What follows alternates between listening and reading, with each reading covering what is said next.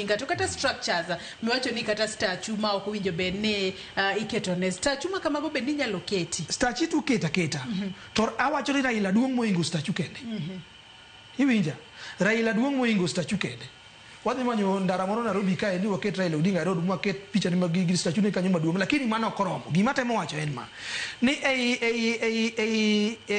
bang' tho Raila ka onego walos another institution ma stands for his ideals. A running institution, you know, kakakoro Wangari Maathai not also gimino green belt movement. Wangari Maathai no tho green belt movement put them mbele kendo poti mugik mag environment nyaka kawuono. Raila bende nyaka walos bilani. Ng'ama dwa loso. Jo mantiere sector mar somo kose academicians you mana structure moro mana nyisi cha nyaka beda combination of the political and the technocrats to bring this together. Poda duki mane institution moro mana nyisi cha Raila is an institution. Raila is not an individual anymore.